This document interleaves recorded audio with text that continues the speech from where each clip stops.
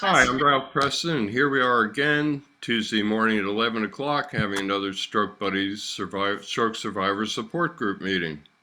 Um, Today, we've got Dr. Marika Demers with us. She is an occupational therapist who is interested in mindfulness, and she's going to do a little presentation on mindfulness today. We're supposed to have Dr. Julie uh, let me see if I can say this right. Herfetter with us today, but she ended up having a scheduling conflict. I hope to get her back. She was going to talk a little bit about stress and dealing with stress. That was a surprise to me and a welcome surprise because that's a big deal that we all deal with. And she's also an expert in balance. So I could see getting her back once or twice. Anyway, like I said, Dr. Demers is an occupational therapist, and she's been doing a clinical study on mindfulness, and she's going to do a little presentation today on mindfulness and possibly lead us in a couple of mindfulness exercises. So I've talked enough. I have to do the intro, but Dr. Demers, why don't you tell us a little bit about, just start off with, well, therapists help people, and all of us here are interested in helping people. What got you interested in helping people, becoming an occupational therapist, and how did that lead to where you are today? Excellent. Thank you so much for having me. This is a great group. I'm so excited. And you're going to see, even though we're talking about presentation, I'm more of an informal kind of person. So you're going to do some talking, I'm going to do some talking. So it's not just going to be me lecturing you. So to answer your question, so I knew I wanted to do a healthcare profession from like maybe when I was a teenager, just looking at my interest in biology and the human body. I did a lot of dance as my background as well. So for a while, I considered maybe doing dancing as a career, but then realized that I needed the science behind it. So I went to school, got my occupational therapy degree, and then throughout the curriculum, I learned about neuroscience and how the brain works. And I had the chance to do an internship with people with stroke. And this is where I fell in love with working with this population. And then once I graduated, I got my dream job. So I work at the Rehabilitation Hospital in inpatient stroke rehab. So with stroke survivors for about 5 years. And then decided to go back to school. So I did my master's and my PhD in Montreal, Canada. And then I moved here in California about 3 years ago to do my postdoc. So even though I'm here to talk about mindfulness, a lot of my background is about recovery of people with stroke and mostly motor recovery. Because I'm an occupational therapist, I see the person as a whole. So often we treat just the arm or just balance or the leg. I see this, but looking at the whole person because we don't just have an arm. We're doing things with our arm, and this is depending on who we are, what activities we're doing, is going to be very different. So specifically today, we'll talk about mindfulness because we have a study that can be done completely online. So you don't need to come to USC to do any of the study procedures. Before we get started, maybe I want just to go around the room. Just we're going to do an icebreaker question. So tell me your name and then maybe tell me what are you drinking in the morning. So I'm Marika, and in the morning I like to drink orange juice. I survived a PhD without coffee, so I don't think I'm gonna go and start this habit now. Well, I'll go next and then I'll go around the room. My name is Ralph Preston. I'm a stroke survivor, 14 years, and I'm a big believer in drinking water. I drink Six of these 16-ounce glasses a day. Most people don't drink enough water. They use the old 64-ounce method, and that's enough for a person who weighs 128 pounds. And most people weigh more than 128 pounds. Unless you're a 5'2", 18-year-old woman, you're likely to weigh more than 128 pounds. So anyway, Dr. Hetzler, why don't Yes, you go next? Give us a little bit about yourself and what you're drinking. I am drinking water. And it's in a stroke day drinking mug. We have an annual stroke day in the what's called the Fox Valley region of Wisconsin. It's Appleton, Green Bay area. And this was given to all the participants about 3 years ago. Perfect product placement. Yes.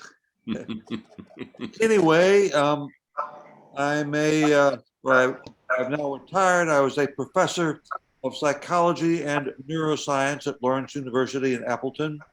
11 years ago, I had a hemorrhagic stroke in my right thalamus. Was not expected to live through the night, but obviously I did. All And right, go was ahead. able to return to teaching at Lawrence 6 months later, and mainly had an effect on my left arm and hand and leg. But I continued teaching until I retired in 2019. I forgot to mention I had a right side hemorrhagic, left side affected. Billy, you're up. Okay, I'm Bill Forte. I had two strokes. I had a stroke 15 years ago. I went back to work. Had my second stroke 14 years. I drink mainly cranberry juice and coffee and sometimes some water. Belle doesn't like that, but I drink 2 bottles of this, which is not a lot at all. But I'm doing pretty good. The only thing I don't have is my balance. My balance is way off, and I depend on the walls. But that's about all and mainly, every day's a good day. You can't be down on yourself. You always have to be positive. You always think you're going to get better. You never think backwards. Once you start thinking backwards, you're done. You're like I tell Ralph, you might as well just die. It's easier. It's a thing that if you don't stay positive, it's not going to happen. That's basically what I do. We had a big laugh about wall walking last week because I did it for a long time, and a lot of stroke survivors do it. Winnie? Okay, I'm Winnie Osaki. I had an ischemic stroke 3.5 years ago. I drink 7 cups of water. I'm trying for 8, but not making it yet. But I'm enjoying my life, being positive, and I exercise by walking and doing my regular exercises. And she's been doing a good job of getting better because I see her videos. Polly? Well, I'm going to jump on the right side hemorrhagic stroke train and the no caffeine and water train. And I have my Virginia alumni water bottle. Also, great product placement. um, Martha? Oh, you got to unmute. I muted a couple people when we had some random noise in the beginning. I couldn't tell who it was. Okay, Okay, you're good. I'm Martha Ermis, and I had an ischemic stroke 2.5 years ago. I followed it up the very next day with a small hemorrhagic stroke in the same area. What do you like to drink in the morning? I cannot give up my coffee, so I do coffee and water. All right, Carly looks like she's gone. Jackie, maybe I guess we'll come back to Carly. Would you mind going next? Me? Yeah, Jackie? Jackie. Okay, I'm Jackie Rogers, and I had a hemorrhagic stroke about not quite 3 years ago. Everything's working great, except I got a lot of spasticity in my ankle and my foot. So I'm working that out. I'm on the treadmill standing here now. I'm going to listen to this. But I drink, I'm 128 pounds, so I drink 64 ounces of water every day. And that's all I drink. Lots of water. And try to eat well. And So, terrible idea to guess a woman's weight, but if you weigh more than 128 pounds, you need to be drinking more water than 64. And shoot me a message on Messenger, and I'll send you some stuff about foot, toes, and ankle. That okay, might I've help. got all yours on that. So how much should I be drinking at 128 pounds? If you weigh 128 pounds, 64 ounces is good. If the formula is a half an ounce per pound of body weight per day. That's what I do. Yeah. Okay. Well, like I said, you weren't here when I made my bad joke about only 18-year-old women weigh 128 pounds or less. There actually no guys weigh 128 pounds that I know of. I worked with one who weighed 140. He was the lightest guy I ever worked with or saw. Anyway, Carly's back. Let's Carly, tell us a little bit about your stroke and what you're drinking. Then we'll go to Jeff and Simone. I had a stroke in 2018.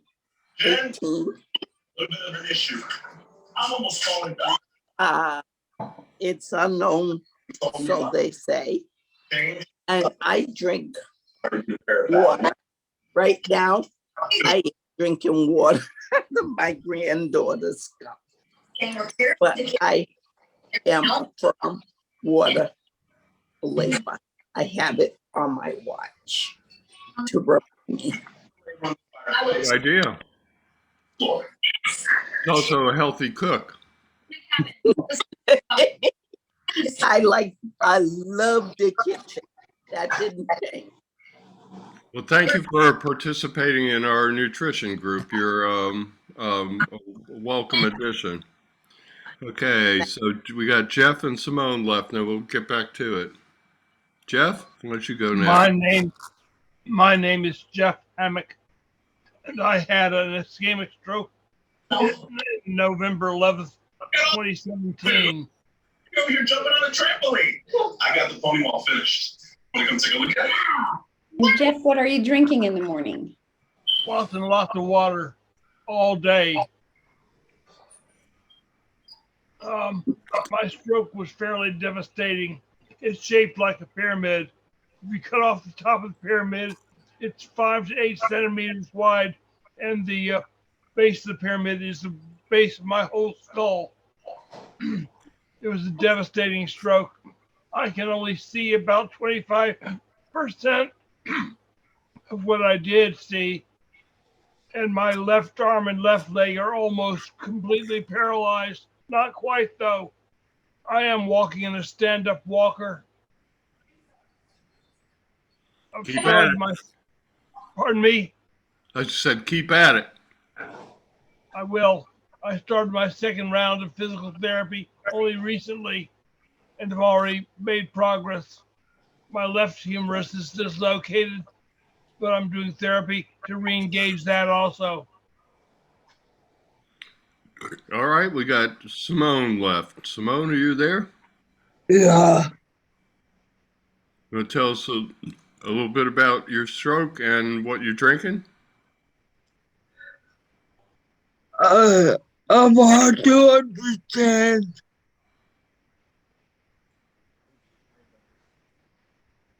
Okay. She had a hemorrhagic stroke. Yeah. Probably in the cerebellum or some brainstem or somewhere in the back, because sounds to me like she's got dysarthria, or one of the language issues that happens from back of the brain. Right there on top of the strokes. I can understand it most because I've worked with 2 people now who have had it. Actually butt dialed one of them by accident. She wouldn't talk to me. because she didn't think I would understand her, and I butt dialed her by accident. She picked up the phone, and I went, "Holy cow, I can understand you," because I'd worked for 5 years with somebody who had it. And there's Jenny Golder, just in time to tell us a little bit about her stroke real briefly and what she drinks. I know she drinks a lot because she's a big believer, like most of us, in hydration. Go, Jenny. Hi, good morning, good almost afternoon. Sorry I'm late. Just got signed on. My computer's slow as heck. What do I drink? Everything. I drink a lot of waters and a lot of protein smoothies. Everything. I drink Body Armor is my favorite because I have a lot of electrolyte dysfunction. So I have to stay hydrated, and that's how I do it. And your stroke was 18 years ago, correct? 2003. Yeah. Oh, we flipped a year. I'll have to remember. Give me a second. I can hardly hear you guys. I need to find my volume. It's okay. Oh, there it is. Okay. Well, we're going to let Dr. Demers do her presentation on mindfulness now that we've gone around the room.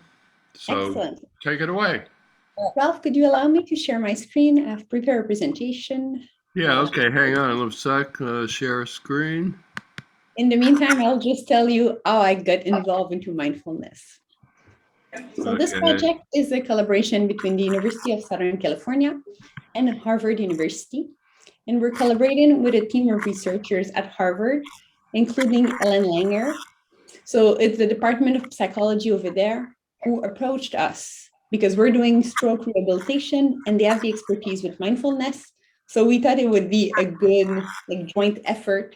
So combining all their expertise about mindfulness, psychology, and our expertise about the needs of stroke survivors. I made it so you multiple people could share the screen. You could try that. Ah, great. I love it. It worked. There we go. Because we didn't test it before. I should have asked you before we started recording and tested it. Of course, sometimes we test it and it works perfectly, and then we have trouble with it, right, Dr. Tetzler? Anyway, go ahead, Dr. Demers. Excellent. So you can stop me at any time to ask me questions. I'm going to introduce a few topics related to mindfulness. Then we'll do some exercises together. And if you want to share or not is completely up to you. And then I'll talk to you about our current clinical trial. We're always looking for stroke survivors. And then we'll finish with a few exercises. So I'm a postdoc at the University of Southern California, and my advisor is Dr. Carolee Winstein, who's doing a lot of research about motor recovery after stroke, motor learning, and behavior. So what is mindfulness? And I'm here to talk specifically about this topic. It's one of the most promising clinical treatments for trying to reduce distress and help psychological well-being. And it's based on these concepts of mindfulness. When we talk about being mindful or being in a mindful state of mind, what we mean is being open to new information, to new ways of receiving or understanding experience. So think about going to a new place. When we go somewhere new, everything grabs our attention because everything is new.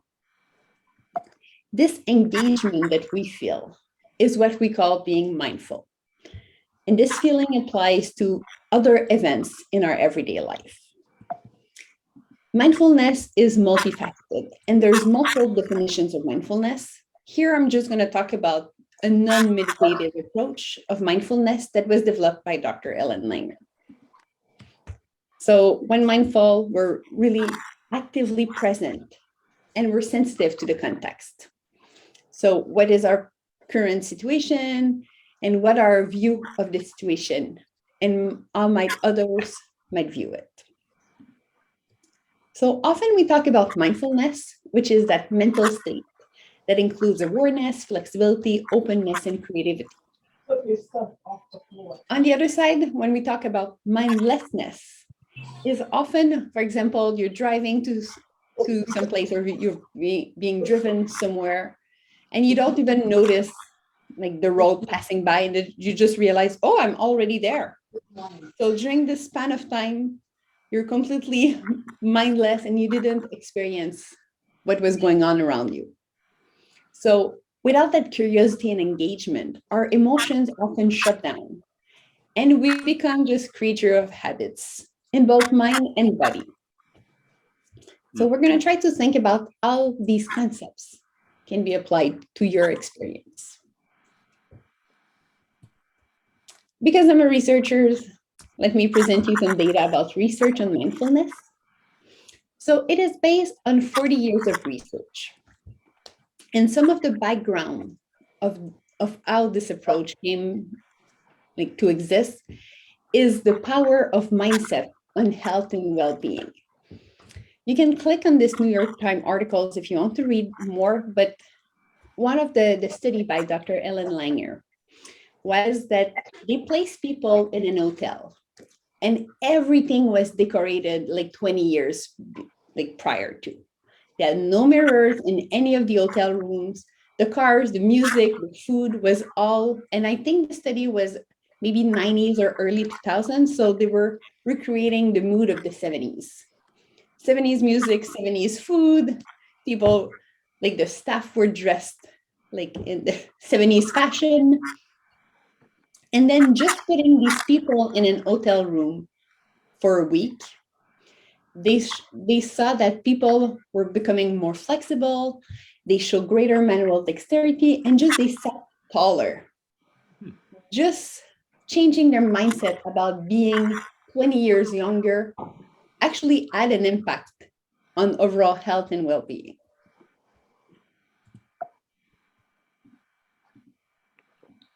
Okay. So some of the research on mindfulness is really, this approach is meant to promote well-being and quality of life. And it's especially useful when experiencing challenging situations.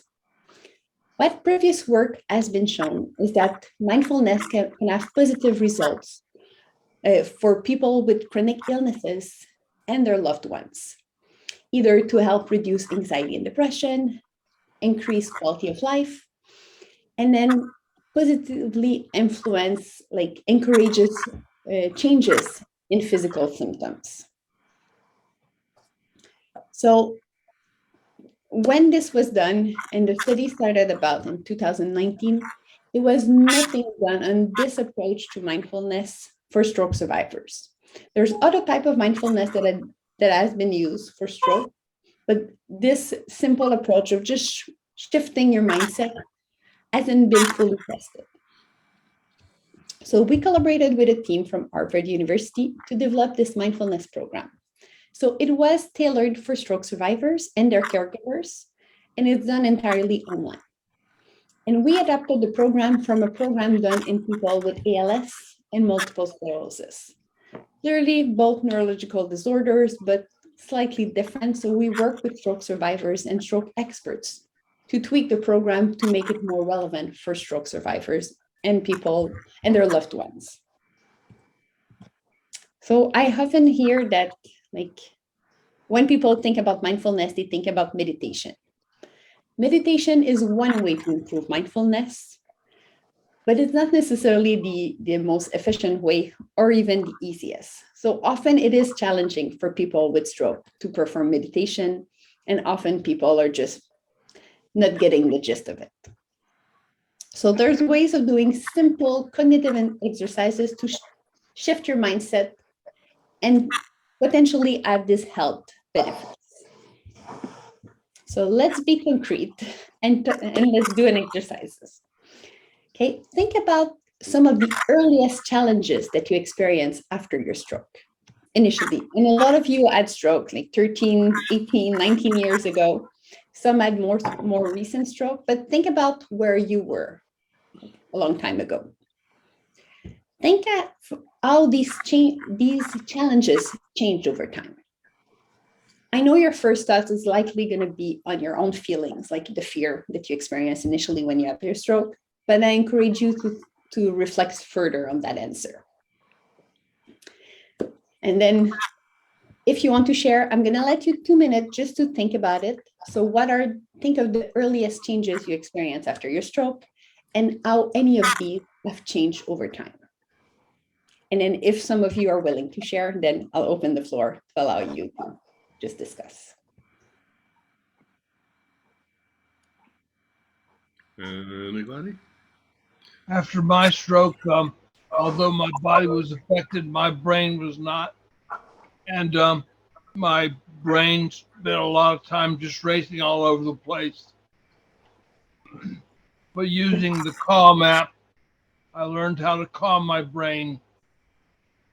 I learned to relax in it. And So it doesn't spin all the time. And whatever's going on to go on. Mm-hmm. I learned to concentrate on what was going on at that time. And how is it now? It's pretty calm. Excellent. Thank you, Jeff. Thank you. Well, I still struggle to this day, 19 years later, and it's a conscious effort every day to focus, to be mindful, to slow down, to just be. And it's a matter of being open. It is who I am. I've always been a busy go-getter type A, but the stroke did force me to slow down. My brain, and it just naturally went into anxiety mode, stress mode, spinning, out of control. You know, and over those 19 years, you just learn tools, kind of put blinders on. I'm someone who has to do more things at one time. Like I just always have to be busy. Probably a trauma response. You know, through counseling, I've learned that that's just how I respond to things. So if I feel myself getting overwhelmed or overstimulated, take a deep breath, stop for a second. It is what it is. Stuff can wait. You just learn tools. You know, I manage by exercising, journaling, getting some fresh air, sunshine. Winter is very hard for me. I live in a state where there's 4 seasons. So I love the 4 seasons. I really do. But winter is a struggle. You know, it just is what it is. So I've learned that that's okay. It's okay to have all the feelings. It's okay to have all of the issues as long as I accept them and work through them. So. Thank you for sharing. Anybody else? We'll take one last person who wants to talk about. Sure, I'll go for a sec. Right after my stroke, the biggest issue I had was thinking about or grinding on questions to which there really are no answers. Why did this happen to me? And the whole thing about blame and you know, you look for somebody to blame or something to blame the whole situation on.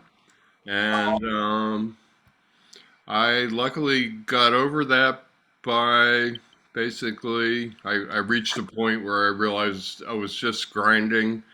That's my term for going over and over things that really have no answer. And that there really aren't answers to some of these questions, and that you have to be okay with that. And I am okay with that, and I don't spend a lot of energy, especially 14 years later, wondering why. In fact, and part of my coping mechanism is helping other people. So I try and spend often.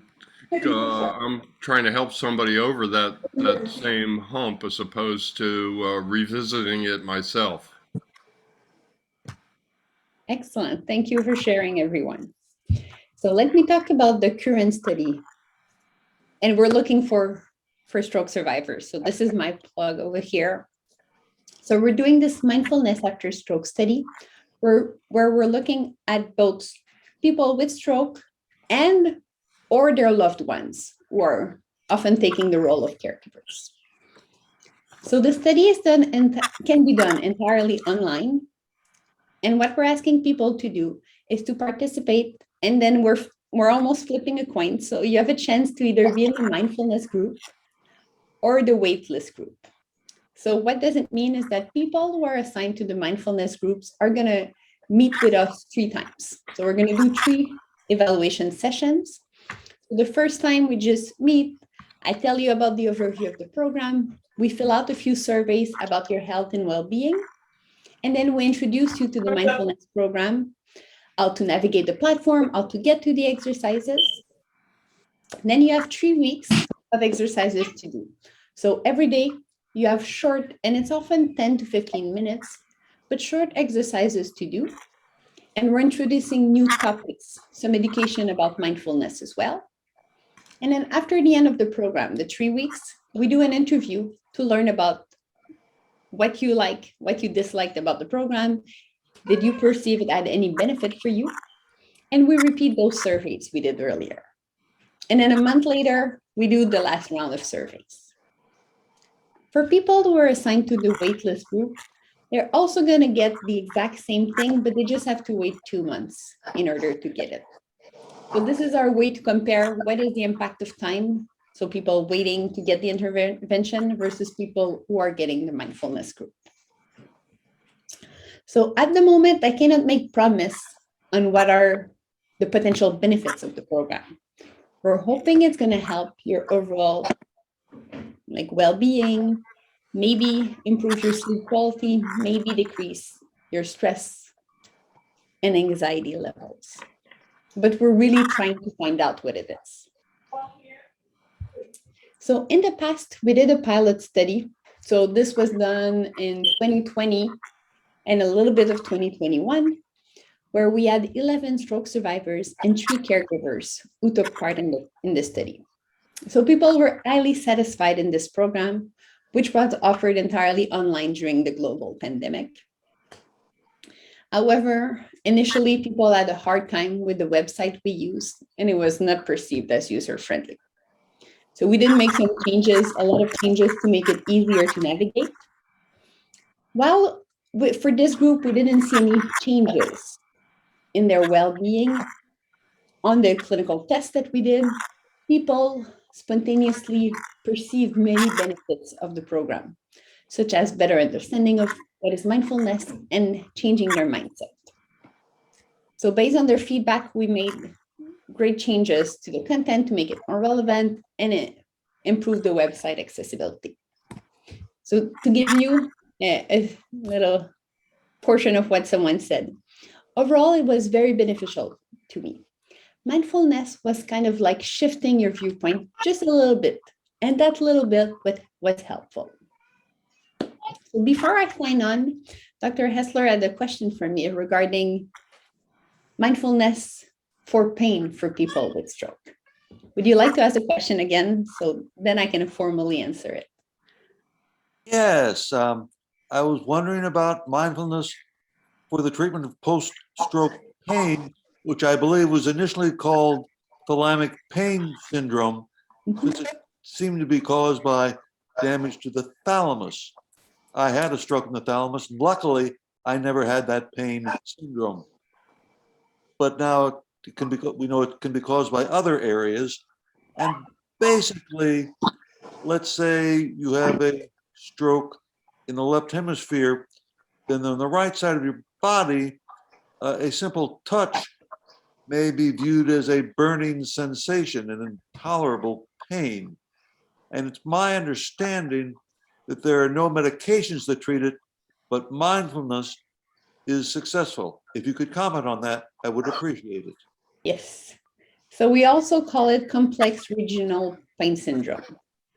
And they don't really know what can cause it, which makes it very hard to treat because it's hard to get back to the source. It is a condition that is extremely painful and extremely challenging to manage. And often by the time the pain has developed, there's very limited options. And as you said, medication isn't really effective. So they looked at what are different options that could be used, and mindfulness. And in this case, it's a slightly different type of mindfulness. So it's mindfulness-based stress reduction combined with meditation. And so far, the results are very encouraging for the treatment of pain. Clearly, it's not magically gonna remove all the pain, but so far, very encouraging results. More research remains to be done, but it would be worth trying if you're having a stroke, a lot of this type of pain. Did I answer your question? Yes, thank you. Excellent. So almost done with my presentation. Are you willing to do a few more exercises? I'm sorry, I've got a lot of static in my audio here. I didn't quite understand you. No problem. I was asking the general group. More exercises, or would you like me to cut it short? I'm always willing. I don't know about everybody else, but You don't need to cut it short, as far as I'm Perfect. concerned. So we'll do 2 more exercises. So this one is a slightly different topic. We're talking about positive and negative. So think about an appointment you have to go through.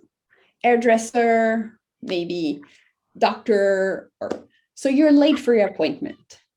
And you realize it because you had mistaken the time for later than the actual appointment. We usually react to these events as very negative, and we never considered what is positive about missing an appointment. Now I'm asking you to think of a few opportunities that this missed appointment could have for you. Asking you to be creative, think outside the usual, well, and I need to reschedule and I'm busy and it's not going to work. So think about the positive of missing an appointment.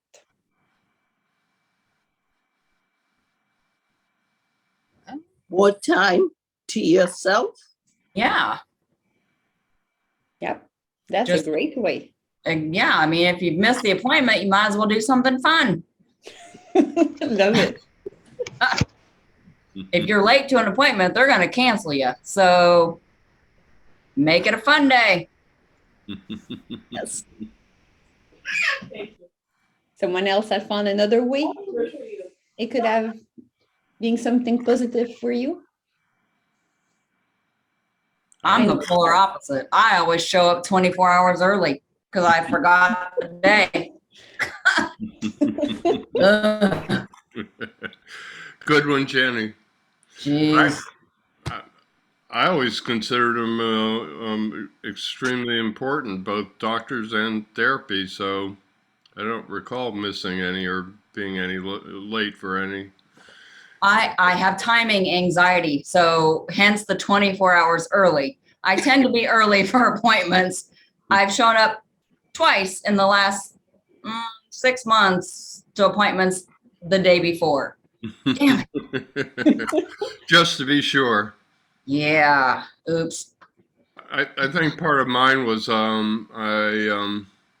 I did a lot of work with other stroke survivors, including taking them to doctor's appointments, physical therapy, and such. So I did 150 PT trips and 50 shopping trips with one, 150 doctor's appointments with another, 100 PT with another. So I got pretty used to being on time, because if I'm helping people, I shouldn't be late. I shouldn't get them denied the service they need by my inconsiderate actions. Anyway, anybody else? I mean, things happen. You know, once in a while, something's going to come up in traffic. Give them a call. I'm running late. That's a given. You know, you can't help it. And you show up and they're like, well, sorry, we changed your appointment to next week. Well, shoot. So instead of seeing it negative, we can see it in a positive way as well. Maybe. Yes, I'm going to Mexican. I'm gonna go have a taco instead. Exactly. That's a great way of shifting it. Like, it gives me time just for myself. Yep. And then I'm gonna just treat myself with something I enjoy. Yeah, that too. Excellent. And we'll do our last one. So now I'm gonna invite you to focus your attention on a part of your body that you may have more difficulty moving or controlling. And if it's speech that is challenging for you, you may just think about like talking. So allow yourself to imagine yourself moving the part of your body that may be more difficult to move, but don't actually move it, just think about it. First, try to imagine yourself, if it's your arm, try lifting your arm. And then try to imagine like just up and down, moving your limb. And then think about, does it feel different when you're imagining it moving versus when you're actually moving a part of your body? And try to do this without judging like yourself, being negative, oh, my arm doesn't work, doesn't go as high as I would like. So just we'll be quiet for 2 minutes to allow you to think about it. And then if you would like to share.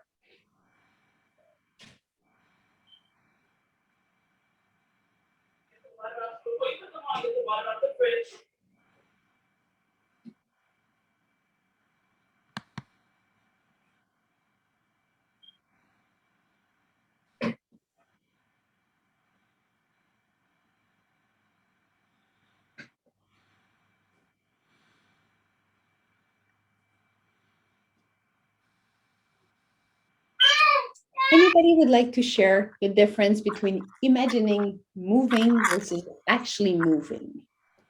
What did you notice?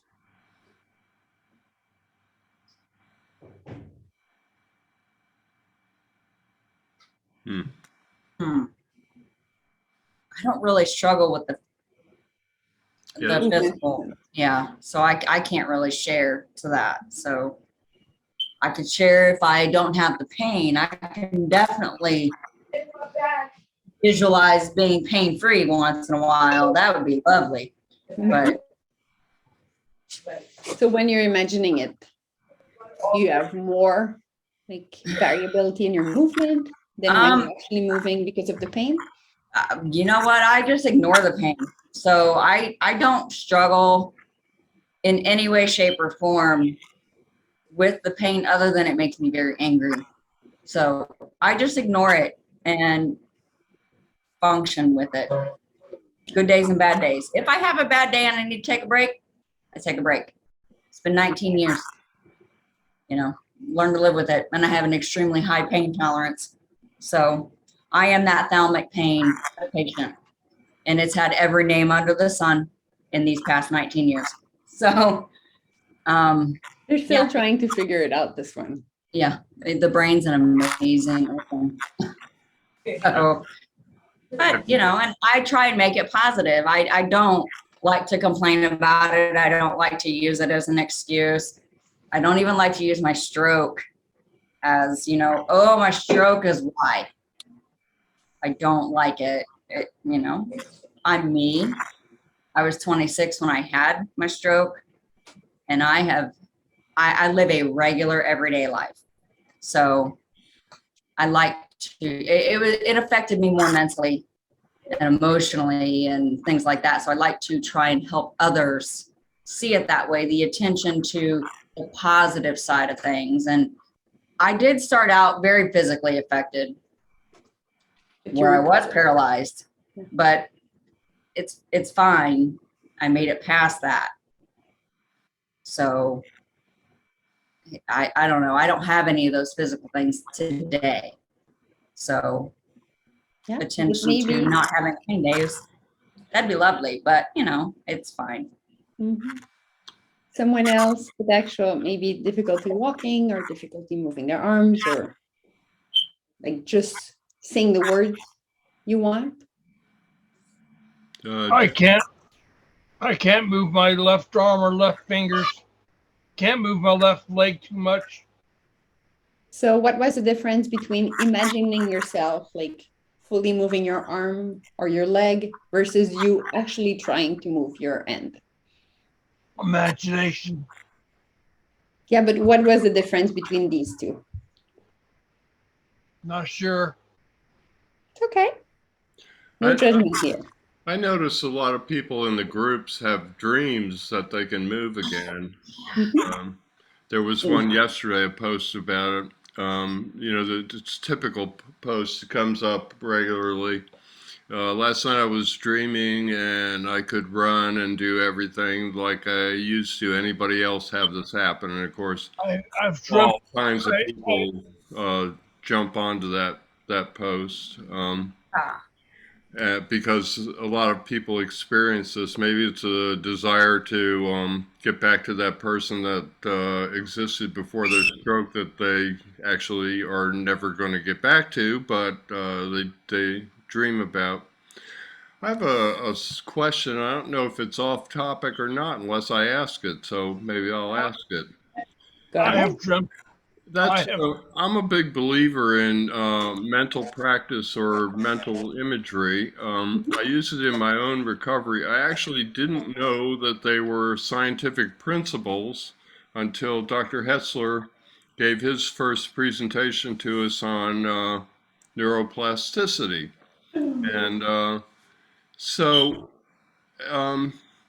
I found, I mean, for those who don't know, the concept of mental imagery or mental practice is similar to this, imagining that you move, and you typically do it while you try and move. In other words, sometimes you move your hand passively, but instead of just moving it passively, you try and think about moving as much as you can with your brain and assisting less and less with your hand until you can eventually do all kinds of tricks with your affected hand.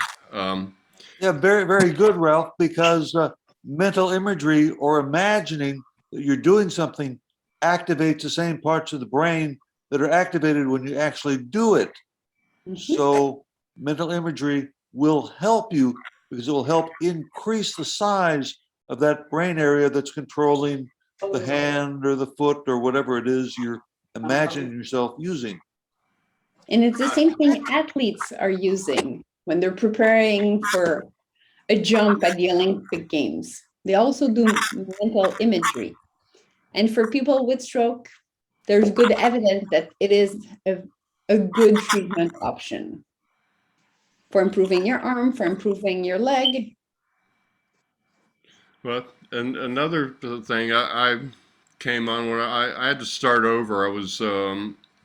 I didn't completely start over, but I started doing what I call pattern walking in the driveway, working on form rather than distance and speed. And I preach it now because I had to basically, although I didn't have to go all the way back to laying in a hospital bed, I started over with my walking. And while I was doing that walking, I realized there's another type of patterning that goes on, and maybe this plays into mindfulness as well. And that's that we pattern our brains by our self-narrative, by what we tell ourselves. And so I always tried to keep a positive, well, I always try to keep a positive attitude, but I guess we're crossing over into positive affirmations now, maybe. I try to tell myself, think positive. You're going to get better. You're going to get better. I mean, I told myself that a lot. So, and it's kind of interesting because where does mental imagery, positive affirmation, and mindfulness? Maybe we can make one of those. I forget what they're called with the three circles. Venn diagrams. Yeah, there's some blurry lines here. That would be interesting to see. So curious your thoughts on that. And you're bringing a very important point, and where one discipline or when one therapy goes, there's other ones as well that are, and the goal is not to promote one over the other, but to give you different options. I see this as my tool, like potential ways I can get better, or my participants, my patient can get better. These are different tools that you can use in your tool set to promote your own recovery. So I just wanted to end by thanking you for the opportunity to present here. We're looking for volunteers for the mindfulness study. If you or one of your loved one would like to participate, I'm leaving my email address here. And research is always done by a team of wonderful people. And I'm so lucky to be working with amazing collaborators as well. So I just want to acknowledge. Can I ask a question as someone like me who is 19 years post? I typically never qualify for any type of study that researchers are doing. However, you spoke of the thalamic pain, central post-stroke pain, whatever. I am extremely interested in something regarding that. I have done lots of mindfulness practices and things like that for my pain. And I pretty much have, you know, things that I do, so on and so forth. But I would be very interested in something regarding that. Would I qualify for a study with you for mindfulness despite being 19 years post? Yeah, 1 stroke, 2 stroke, 1 year, 19 years, it doesn't matter. Okay. As long as you haven't done regular meditation in the past 3 months, then you would qualify. I don't enjoy. Because we don't want to like mix our results with other people doing things outside. Yeah, that meditation is not fun for me. So no matter how severe or how little your stroke was, you could qualify. So I'm going to put my email address in the chat. Okay, and one thing I'll say is that anything like in your PowerPoint, you can click on the links, but once it gets to video as a Zoom recording, you won't be able to. So I'd be happy to, I will put both on the YouTube video for people who are watching now, but also when I post the video, I'll put the link to the survey and any other ones you want, like if you want the New York Times or the Harvard articles, if you... I put it in just in case you want to put this in the comments. If you put it in the chat or send it to me, I'll include them when I post the recording of this, and I'll also put them under the description of my YouTube channel so people watching this can who didn't or aren't here right now can go click on those links. So make it easy for them is what I believe. Maybe we can drive some people towards your study. I'm trying to find the link because we have a web page with all the details, but I'm trying to find the link. I may send it to you at another point. I have to edit it and post it, so if it's not in the chat now, I'll grab anything that's in the chat. Well, it automatically saves it for you. And then if you want anything else, you can just email it to me. And Jenny, sounds interesting for you. I was going to ask you if you did anything with mindfulness, but this might be interesting because of the guided. Not anything formal. Right. Yeah, I don't do anything formal. Yeah. Well, we expect a 38. I mean, I practice my own mindfulness. Dr. Hetzler's expecting a 38-page written report from you. Yeah. Yes, I'm looking forward to reading that. He's going to wait he's going to wait a long time, huh? Yeah, listen, I haven't written formal pages since college. Not happening. And for those who would like to read the actual paper of the first phases of this research, I also put it in the chat, but this is like researchers talk. It's not easy to read. Great. I like research. Yeah, well, those of us who believe in science like research, right, Dr. Hetzler? Right. And I'll put anything and everything in the description under the video because people don't have to click on it. I've started doing this lately, putting links to things that we talk about in the meeting and such for the people who don't come. Plus, nobody could click on that New York, like I'm interested in that New York Times article. I'd probably read that. So anyway, I'll put everything in there. Is anybody else got any questions for Dr. Demers before we close this out?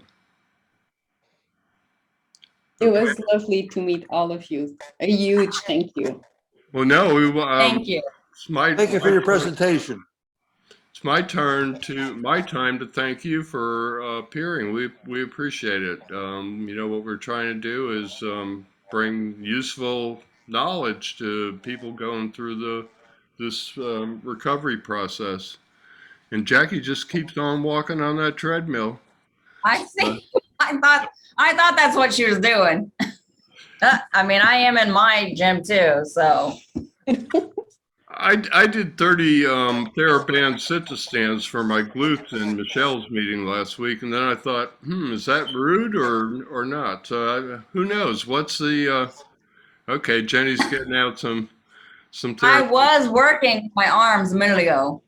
So off screen. That's what Yeah. all the faces were about. So who knows? Oh, look, I got my goose egg. That's it. Ugh. So who knows what the etiquette is for working out or doing therapy during a Zoom meeting, stroke support meeting? I say it's perfectly acceptable. In fact, should be commended for it. So Jackie, we're going to commend you. And Dr. Demers, we're going to thank you. And we want to thank everybody else for coming and listening. And we'll do it again next Tuesday.